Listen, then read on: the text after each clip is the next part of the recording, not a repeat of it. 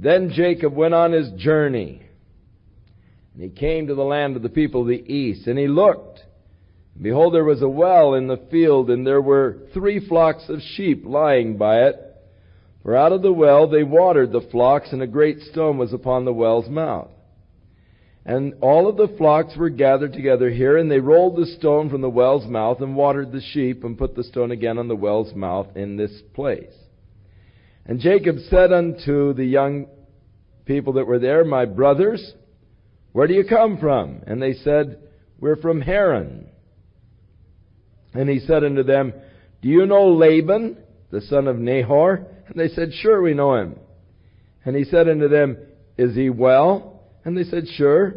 And look, Rachel his daughter is coming with the sheep.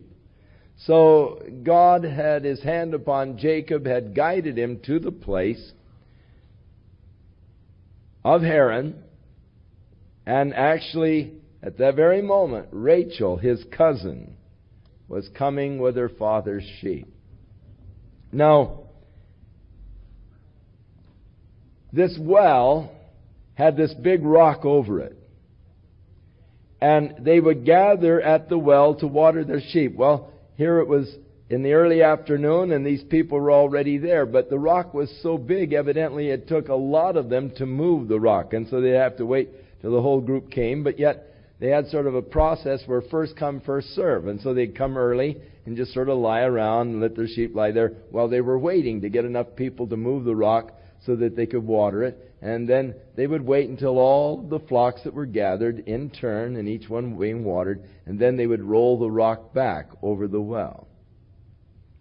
So Jacob is talking to them, perhaps cannot understand why they'd just be there so early, or being sort of lazy really in their job of watching their sheep, and is talking to them, Where are you from? We're from Haran. Do you know Laban? Yeah, we know him. In fact, there comes his daughter right now.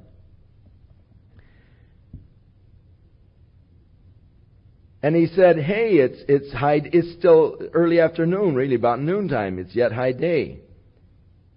Neither is it time that the cattle should be gathered together. Water the sheep and then go out and feed them. Hey, you shouldn't be just sitting around here at this time of the day. Go ahead and water your sheep and then take them out to the pasture, you know. It's too early to have them just standing around here. And they said, We cannot until all the flocks are gathered together. And they rolled the stone from the well's mouth, and then we watered the sheep.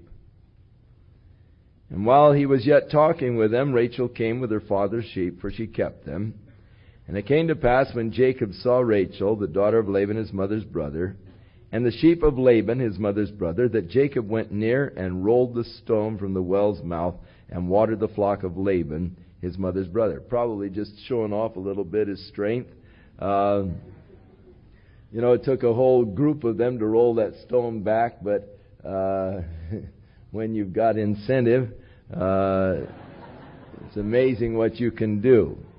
And so Jacob went up by himself and rolled the stone back.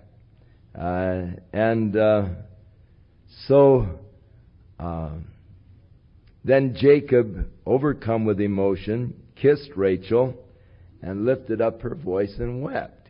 She probably thought, Who in the world is this, He is doing these marvelous feats of strength, now kissing me and crying. And Jacob told Rachel that he was her father's brother. He was Rebekah's son. And she ran and told her father. And it came to pass, when Laban heard the tidings of Jacob, his sister's son, that he ran to meet him and embraced him and kissed him and brought him to his house. And he told Laban all these things. And Laban said to him, Surely thou art my bone and my flesh. And he abode with him for the space of a month. And Laban said to Jacob, Because you are my brother, should you serve me for nothing? Tell me, what should your wages be? Notice Laban is allowing Jacob to set his own wages.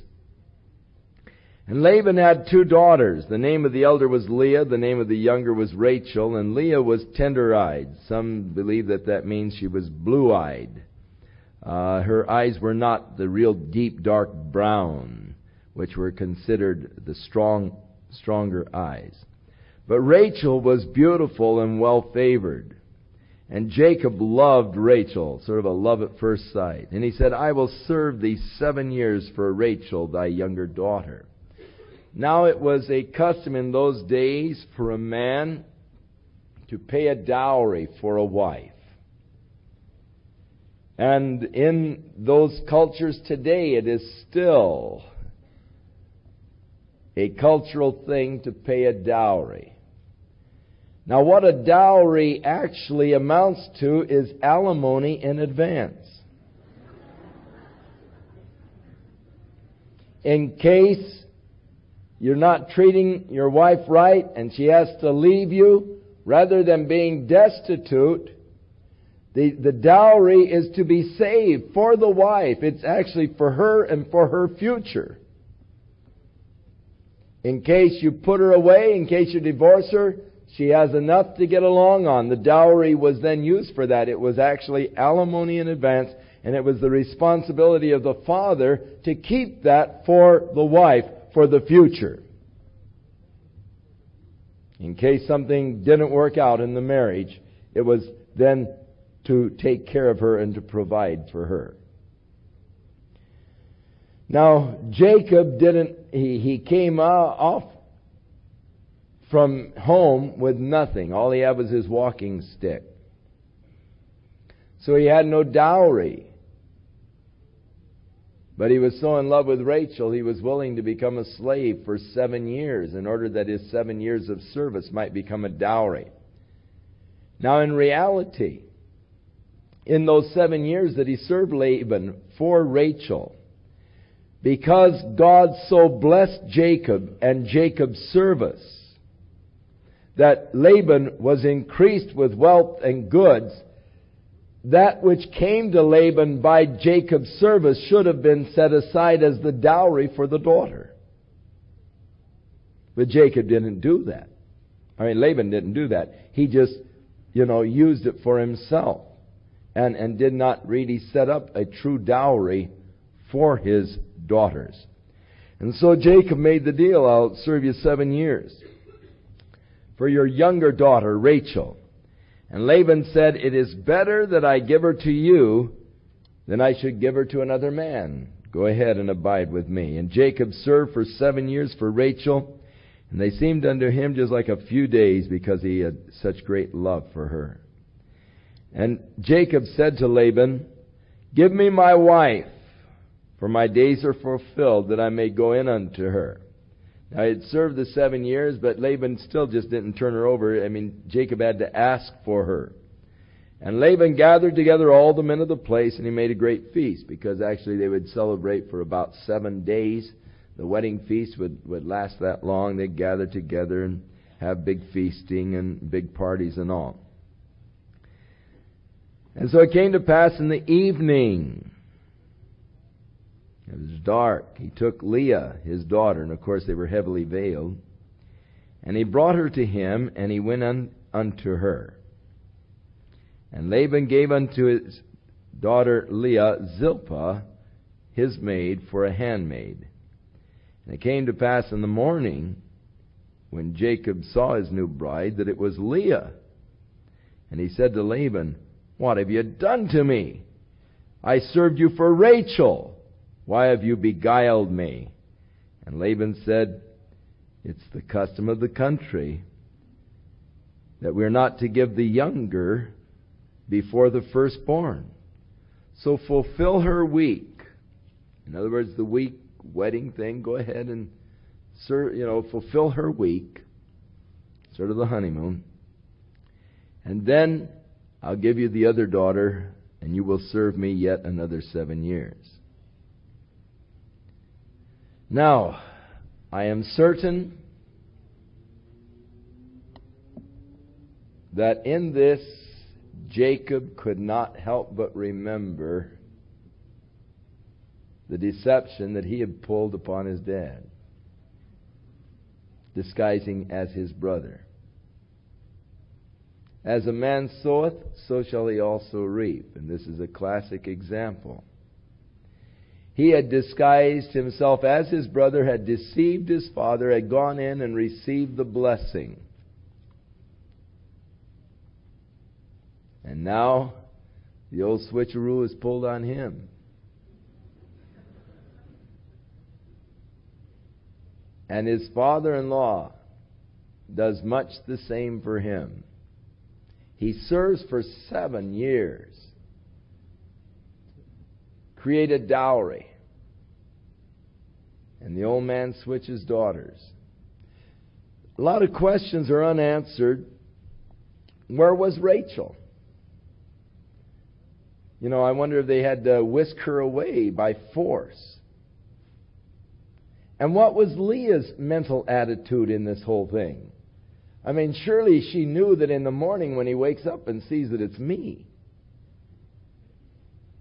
You know, it must have been tough on her as he made love to her that night, realizing that he was thinking that he was making love to her younger sister and all. And it wasn't easy, I wouldn't suppose, for this whole situation. And no doubt created a lot of tensions for the time. But Jacob was a good sport through it all. I mean, that you have to confess. You know, what would you have done? You know, had a switcheroo been pulled on you like that? And it could be that it was because of his own past that he was such a good sport and so understanding about the whole thing. But the old man just... Now, if that were the custom, then Laban should have told him the custom back at the beginning of the 7 years. He should have said, well, that's fine, son, but we got a custom here. But he's figuring to squeeze out from Jacob everything he can. Now, Jacob is a good sport in that he goes on to serve another 7 years for Rachel, so that Leah would not feel less in his eyes. In other words, had he been making the deal for Leah in the beginning, he probably wouldn't have said 7 years,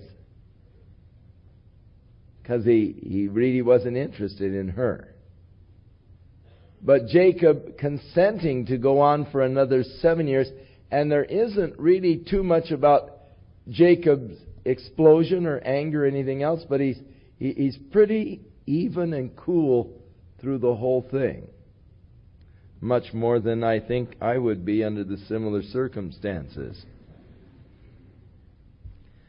So Jacob went along with it. Spent the honeymoon with her. And then he gave him Rachel, his daughter, as a wife also. In other words, he didn't have to wait a full 7 years to get Rachel. He received Rachel the next week, but still he then was obligated to serve another 7 years to form her dowry. And Rachel gave his daughter Bilhah, his handmaid, to be her maid. And he went in also to Rachel, and he loved Rachel more than Leah, and served yet another 7 years. Now, here we find the case of polygamy. But even as we read of it, we see the difficulties that exist in a polygamous relationship as there begin to develop jealousies and rivalries and so forth among the wives. Several years ago in a sociology class at Orange Coast College, the professor of the class asked if we could see any advantage to polygamy. And of course, I was an older student in the class. Most of them were young and unmarried. And they couldn't see any advantages in polygamy, but I raised my hand and said, well, I can see some advantages in polygamy. I mean, I actually can foresee there could be some advantages in polygamy. You marry a wife that's a real sharp secretary. You send her out to make the living. And You know, you get enough of them working, you can just kick back and just enjoy it.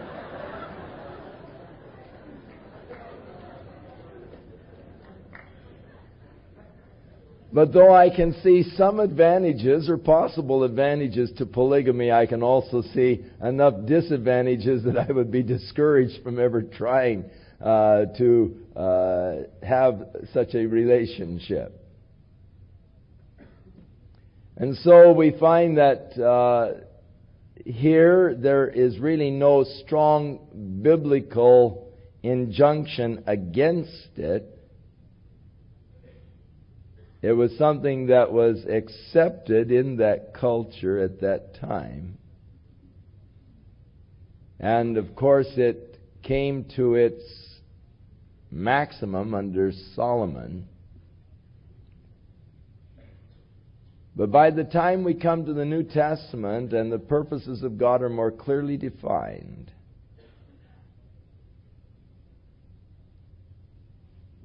when the church is developed, polygamy is definitely prohibited. And those who were to be the overseers of the church were to be husbands of one wife and keeping their homes. And this was still in a time in which mistresses and courtesans and so forth were widely accepted in the Grecian culture and in the Roman culture. So problems did develop, jealousies and all. Rachel, whom he loved more than Leah, and even in that you have a difficult situation. That's going to create hurt feelings. That's going to create difficult living. But Rachel was barren. But Leah conceived, and she bore a son. And she called his name, Look, a son.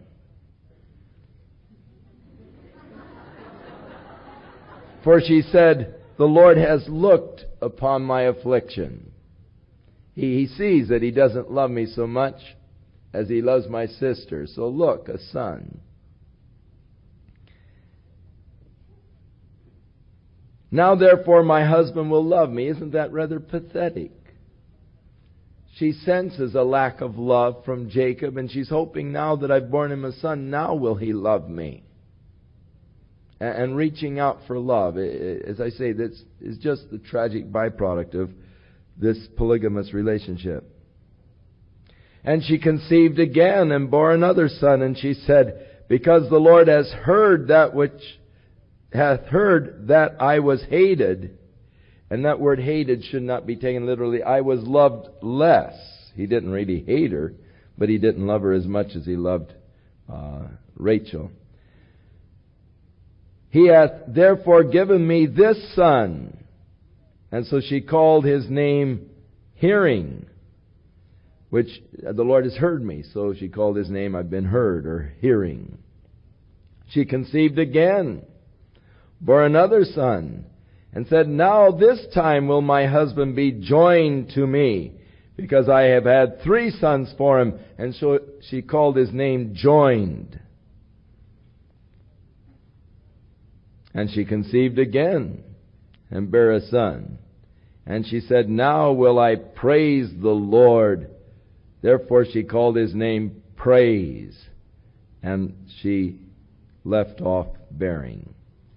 So the names of the boys were actually indicative of her desires to be accepted, to be loved, and they probably were born within a year of each other. Now when Rachel saw that she could not bear Jacob children, Rachel envied her sister, and she said to Jacob, Give me children or else I'm going to die. And Jacob was angry with her. And he said, Am I in God's place who hath withheld thee from the fruit of the womb? So here's some hard feelings and harsh words between husband and wife. Because Rachel feels the disgrace of not being able to bear children. And so she said, Behold, my maid Bilhah, go into her, and she shall bear upon my knees, that I may have children by her. And so she gave him Bilhah, her handmaid, as a wife, and Jacob went into her, and Bilhah conceived, and bare Jacob a son. And Rachel said, God hath judged me. And so she called his name Judge, Dan. Daniel means God is judge. But she called him Dan because she said, God has judged me. And Bilhah, Rachel's maid, conceived again. Now these could have been coinciding. These boys could be being born at the same time that Leah was having her sons. She conceived again, bare Jacob a second son, and Rachel said, With great wrestlings have I wrestled with my sister, and now I have prevailed. And so she called his name Wrestler. And Leah saw that she had finished bearing, or left off bearing, and so she took Zilpah, her maid, and gave her to Jacob as his wife. It's competition. You have to admit that he was a very virile man. And Zilpah, Leah's maid, bare Jacob a son. And Leah said, A troop cometh, and she called his name Gad. Now, that may be an unfortunate translation. There are those who believe that it should not be translated a troop. But I forget what it's supposed to be translated, so you can look that up. And Zilpah, Leah's maid, bore Jacob a second son, and Leah said, Happy am I, for all the daughters will call me blessed, and so she called his name Happy. And Reuben went in the days of the wheat harvest. Now Reuben was probably only about 7 years old at this time, but he was the oldest son. And in the days of the wheat harvest, he went out and he found mandrakes in the field. Now, a mandrake was a little orange-colored fruit that grew on bushes. And the mandrakes were thought to have had aphrodisiac type of powers. And also fertility powers. And they were called love apples. And they were thought to have fertility powers. And so Reuben brought them into his mother Leah. And then Rachel said to Leah, Give me, I pray thee, of your son's mandrakes, probably hoping that they would make her fertile. And Leah said unto her, Is it a small matter that you have taken my husband, and would you take also my son's mandrakes? And Rachel said, I'll give you permission to spend the night with him if you'll give me your son's mandrakes. And so Jacob came out of the field, and Leah came out to meet him and said, You're mine tonight. For surely I have hired you with my son's mandrakes. Now again, you can see the problems with polygamy. I don't read of Jacob complaining.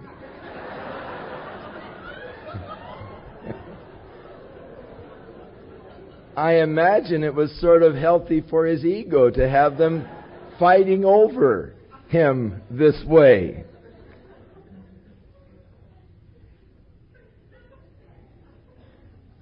And so he went into her that night, and God hearkened unto Leah, and she conceived and bore a fifth son.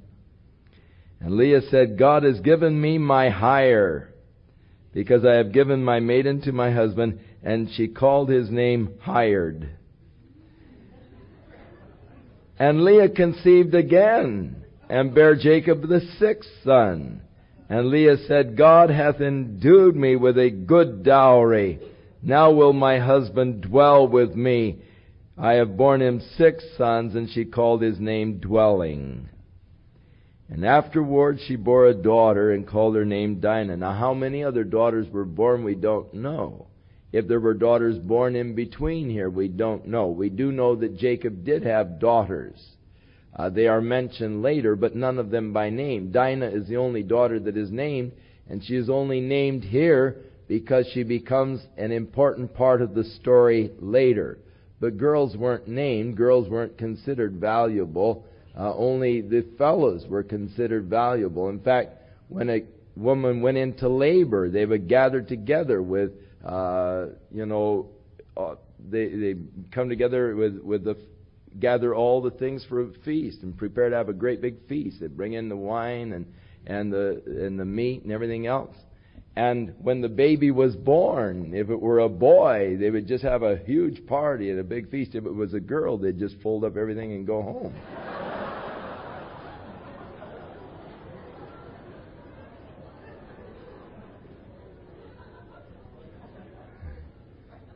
So you've come a long way, baby.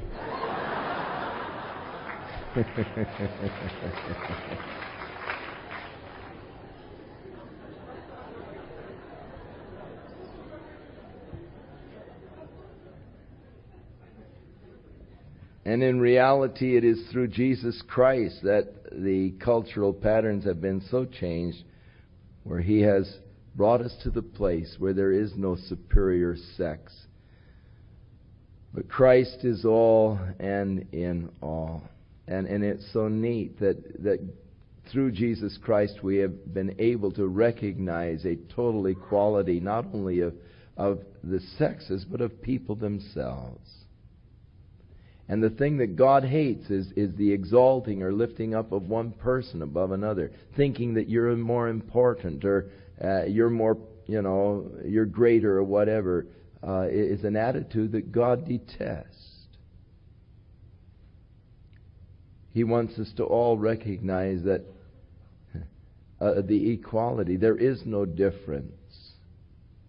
Paul said, there are similarities in all of us. We've all sinned. We've all come short of the glory of God. We all need the Savior, Jesus Christ. And in Christ, there is neither Jew nor Greek, barbarian, Scythian, bond or free, male nor female. It's just an equality, all in Jesus, and we're one together in Him. So it's a very beautiful thing that Christ has done for us in bringing to us that recognition of the value of all persons.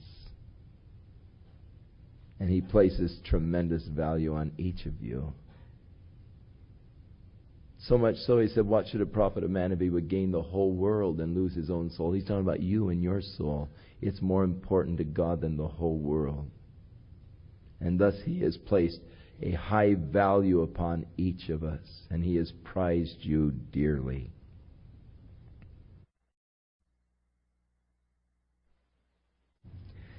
So problems arose because of this relationship. But God, verse 22, remembered Rachel, and God hearkened to her and opened her womb. And she conceived and bare a son, and she said, God has taken away my reproach. And so she called his name Joseph, which means adding, which she was hoping that God would add now more sons. And so it was his name was sort of expressing the hope of her heart that now I will be able to give my husband more sons. And so it came to pass when Rachel had borne Joseph that Jacob said to Laban, send me away, that I may go unto my own place and to my country. Now, at this point, Reuben, the oldest, could not have been more than 12 years old, because Jacob only served 6 years after the 7 years for the second dowry. He served a total of 20 years. So, having married in the 7th year, and of course figuring the 9-month pregnancy and so forth, and now the 20 years are almost over, it means that the oldest of his sons was still quite young. Reuben was at this point, at the time that Joseph was born, just about 12 and a half years old, perhaps, or 12 years old, somewhere in there. And so that's a lot of little kids running around. 12 and under, you've got 12 kids at least. We don't know how many other girls. but there are at least 12 that are running around at this point. And, well, of course, Joseph isn't running around yet, but, I mean, you got a bunch of them around at least.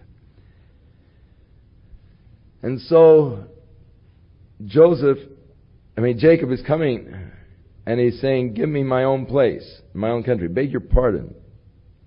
At this point, he doesn't leave. He stays on and serves.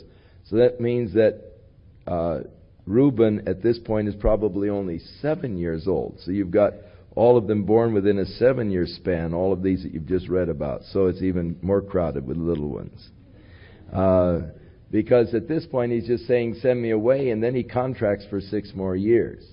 And Joseph is already born. So all of them are born in this short space of time.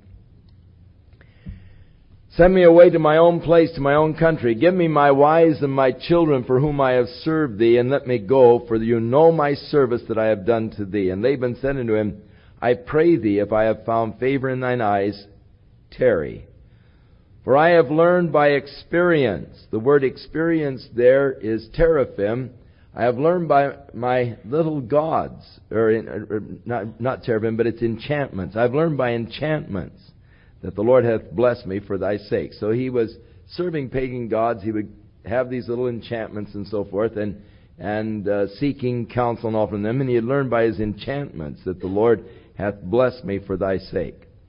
And he said, appoint me thy wages, and I will give it. Just tell me, what do you want? I'll pay your wages. And so he said unto him, you know how I have served you, and how your cattle were with me.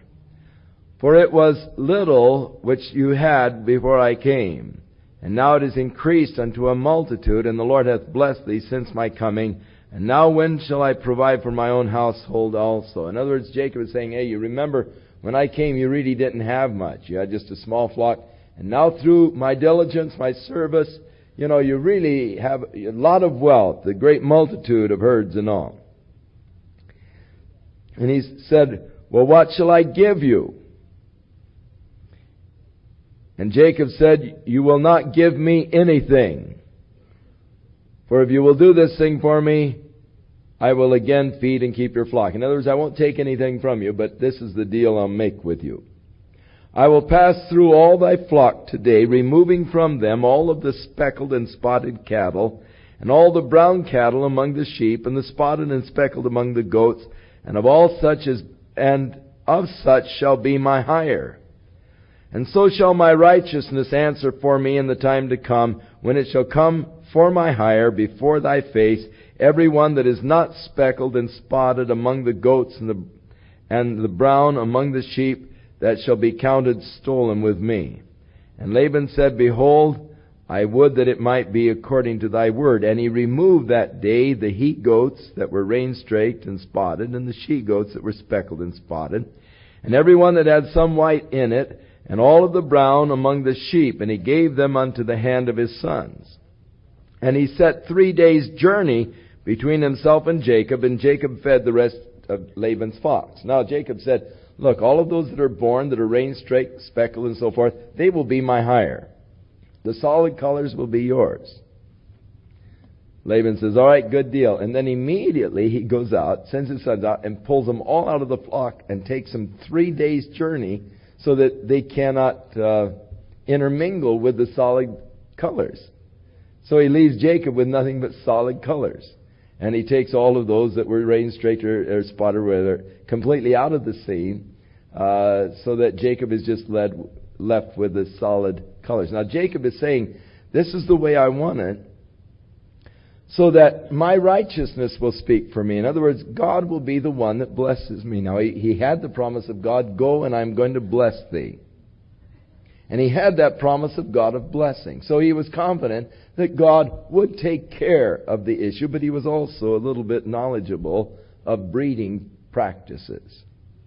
He had spent his life around animals, breeding them and so forth, and he was conscious of some of the genetic issues of the dominant and recessive traits and so forth, and he used some of his knowledge of these things in developing the flocks. so shall my righteousness answer for me in the time to come. In other words, he's committing it unto the Lord that God is going to prove that I have been righteous and all. And Laban said, all right, let it be. And he took the flocks and separated them 3 days' journey.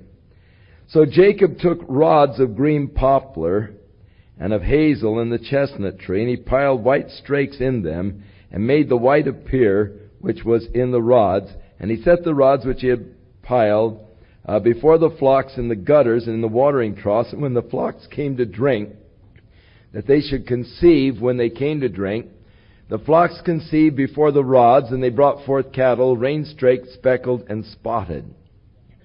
And Jacob did separate the lambs, and he set the faces of the flocks toward the rain-straked, and all the brown of the flock of Laban, and he put his own flocks by themselves, and he put them not unto Laban's cattle.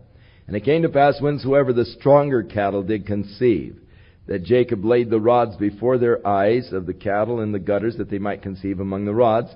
But when the cattle were feeble, he put them not in. And so the feebler were Laban's, and the stronger were Jacob's. And the man increased exceedingly, and had much cattle, and maidservants, and menservants, and camels, and asses. Now, there are those who believe that he was actually trying to give sort of a prenatal thing, by making the striped boughs and so forth, and so there would be sort of a prenatal impression that would create. The Hebrew word conceived is actually to be made hot, and we do know that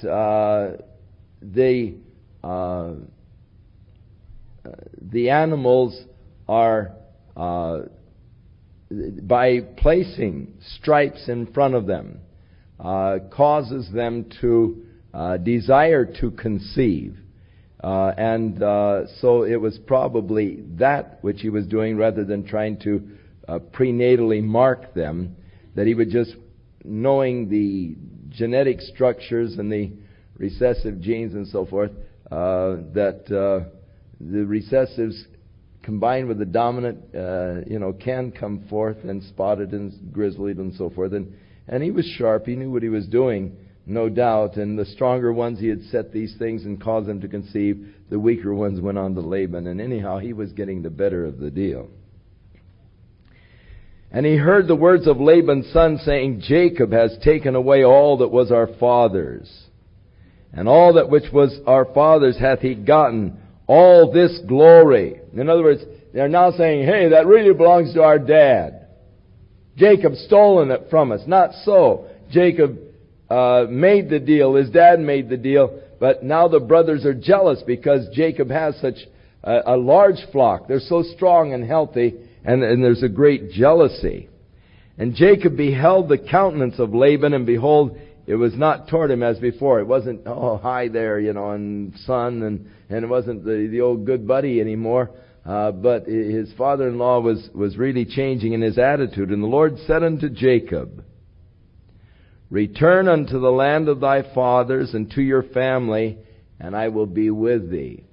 And so Jacob now hears from the Lord. He sees that the attitude is changing, and God speaks to his heart and tells him to go back. And Jacob sent and called Rachel and Leah to the field, to his flock. Now, rather than talking about it in the tent where he might be overheard, he calls them out into the field so that he can talk to them privately.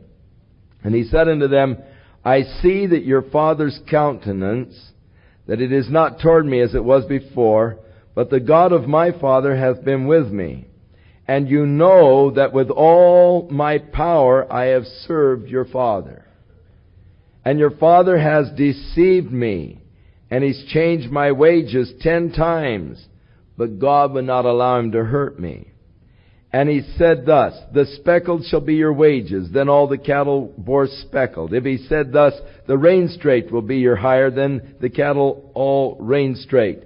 And thus God has taken away the cattle of your father and given them to me. And it came to pass, at the time that the cattle conceived, that I lifted up my eyes, and I saw in a dream, and behold, the rams which leaped upon the cattle were rain-straight, speckled, and grizzled. In other words, God showed him really in a dream how and when and so forth to cause them to conceive. And the angel of God spake unto me in a dream, saying, Jacob. And I said, Here am I.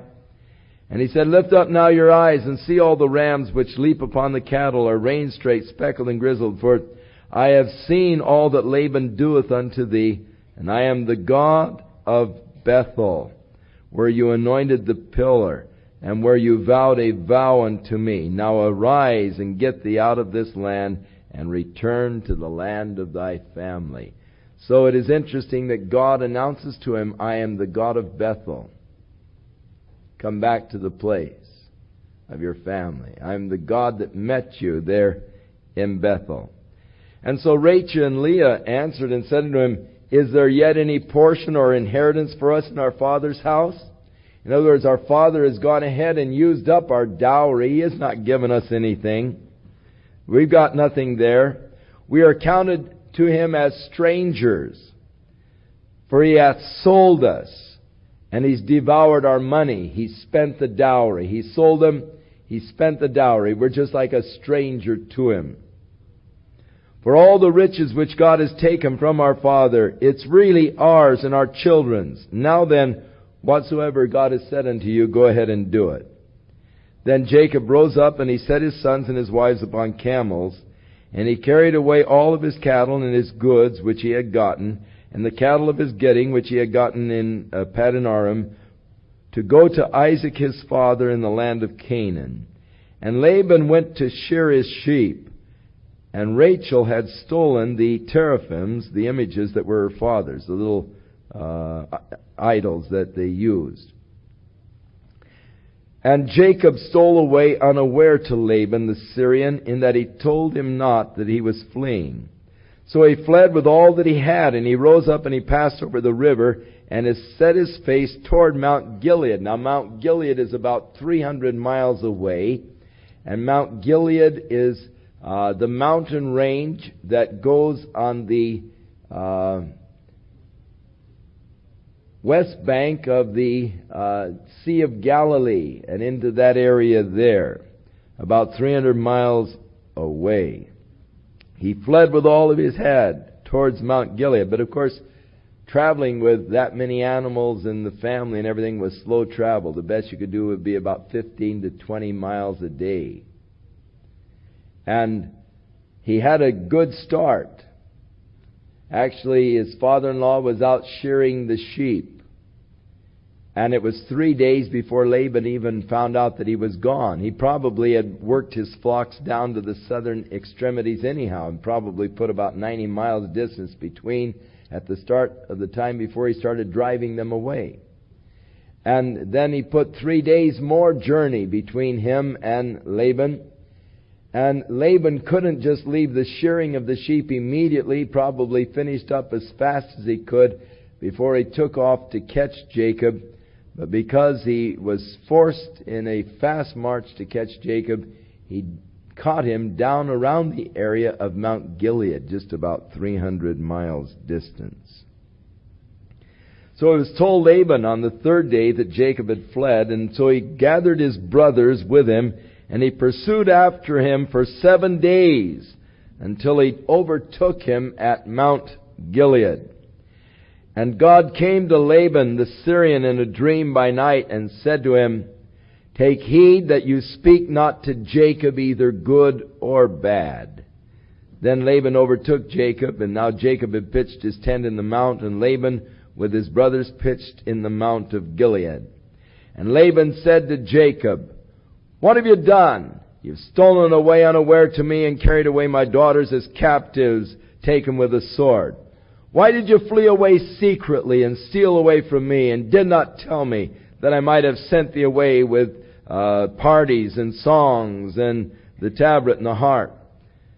And you've not allowed me to even kiss my grandchildren, my daughters. You've done foolishly in doing this. So Laban really had other ideas. He had really ideas of taking by force all that Jacob had. He had ideas of perhaps even killing Jacob. But God came to him the night before and said, Hey, don't you even talk to him, good or bad. Well, that was a hard order. And so Laban comes in and he puts on this whole hypocritical thing, Why did you steal off? I wanted to kiss my grandkids. We could have had a big party and all. You know, in reality, he would have never let Jacob go. He would have just ripped him off and sent him away without anything. But because God has now put the squeeze on him and won't let him do anything, he's just, you know, acting like he's been hurt and offended and all. And he said, "It is in the power of my hand to do you hurt. But the God of your father spake to me last night, saying, Take heed that you don't speak to Jacob either good or bad. And now though you would needs be gone, because you long after your father's house, why have you stolen my gods?" And Jacob answered and said to Laban, "Because I was afraid, for I said, Peradventure you would take by force your daughters from me." And Jacob had a right to be afraid. The guy probably would have taken the daughters and all of the animals. "With whomsoever you find your gods, let him not live. Before our brothers discern thou what is thine with me. Take it to thee. Whatever I have, search through everything. Whatever I have that belongs to you, take it. Let these guys be a witness. I don't want anything of yours." And so he's accusing him of stealing his gods. But he did not know that Rachel had ripped off these two little teraphims, these two little idols. And Laban went into Jacob's tent, and into Leah's tent, and into the two maidservants' tents. But he did not find them. And so he went out of Leah's tent, and he entered into Rachel's tent. Now Rachel had taken the images and put them in the camel's furniture, and she was sitting on them. And Laban searched all the tent, but he did not find them. And she said to her father, "Let it now displease my lord that I cannot rise up, for the custom of woman is upon me. I'm weak, I'm in my menstrual period." And so he searched, but he did not find the images. And Jacob at this time then had his little chance to spout off. He was angry, and he chided with Laban. And Jacob answered and said unto Laban, "What is my trespass? What is my sin that you have so hotly pursued after me? Whereas you have searched all my stuff, what have you found of your household stuff? Set it here before the brothers, that let them judge between us both. For 20 years I've been with you. The ewes and the she-goats have not cast their young, and the rams of the flock have I not eaten." In other words, he was careful. There were many times when the animals were pregnant, they would have miscarriages because they weren't taken care of properly. But he had so carefully watched over them, had been so diligent, there were no miscarriages of the animals while he was serving. Not only that, it was the right of the shepherd to eat, to kill a lamb and to eat it occasionally. But he never once killed any of the animals for his own eating. And so he's just telling, how honestly and how diligently he was serving the old man for 20 years. "That which was torn by the beast, I brought it not to thee." Now if a shepherd was watching over a flock and a beast would tear it, he would bring the carcass to the owner and give him the carcass, and thus he proved that he had driven off the wild beast and captured the animal, but he didn't have to pay for it. Actually, the owner suffered the loss. But he said, "I didn't bring any carcasses to you. I bore the loss of it. Of my hand did you require it." Whether it was stolen by day or stolen by night, Laban, charged him for everything. "And thus I was, and in the day of the drought consumed me, and the frost by night." Man, he was out there in the hot sun, and he was out there in the cold nights. And for 20 years he had really gone through all of the miseries of the outdoors and all, and my sleep departed from my eyes. "Thus have I been for 20 years in your house, and I've served you for 14 years for your 2 daughters, and 6 years for your cattle, and you have changed my wages 10 times. And except the God of my father, the God of Abraham, and the fear of Isaac had been with me, surely you would have sent me away empty. But God has seen my affliction and the labor of my hands, and He rebuked you last night. And Laban answered and said unto Jacob, These daughters are my daughters, and these children are my children, and these cattle are my cattle, and all that you see is mine. And what can I do this day unto these my daughters, and unto their children which they have borne? Now therefore come, let's make a covenant, you and I, and it'll be a witness between me and thee. So he says, hey, I can't do anything. I feel it's all mine. I don't know by what right, but yet. So they took a stone, and they set it for a pillar. And Jacob said to his brothers, Gather stones. And they took the stones, and they made a heap of them. And Laban called it Jigor-Shahadath, but Jacob called it Galeed. He called it by the Hebrew name, whereas Laban called it by the Aramaic name. And it's the heap of witness. And Laban said, This heap is a witness between me and you this day. So we call it Galeed. And Mizpah. For he said, The Lord watch over you when we are absent one from another. And if you will afflict my daughters, or if you will take other wives beside my daughters, no man is with us. Let God watch over you and witness between me and thee. And Laban said to Jacob, Behold this heap. This is the pillar that I have cast between me and you. This heap is a witness, and this pillar is a witness that I will not pass over this heap to you, and you shall not pass over this heap and pillar unto me. In other words, you don't come my way, I don't go yours. This is it. This is the separation. The God of Abraham, the God of Nahor, the God of thy father, judge between us. And Jacob sware by the fear of his father Isaac. And then Jacob offered sacrifice upon the mount, and called his brethren to eat bread. And they did eat bread, and tarried all night in the mount. And early in the morning Laban rose up, kissed his sons and daughters, and blessed them. And Laban departed and returned to his place. Now, this Mizpah, verse 49, has been used sometimes as sort of a Christian greeting. That's tragic. It isn't a very pleasant thing. It sounds beautiful to read that the Lord watch between me and thee while we are absent one from the other. Like God watch over you, my beloved friend, while we're absent. But that isn't the idea, the context at all. The idea is, I think you're a crook. I don't know what to do about it. You're leaving me. I can't watch you anymore. May God watch over you, and if you do anything wrong, may God smite you. So next time one of your Christian friends says, Mizpah,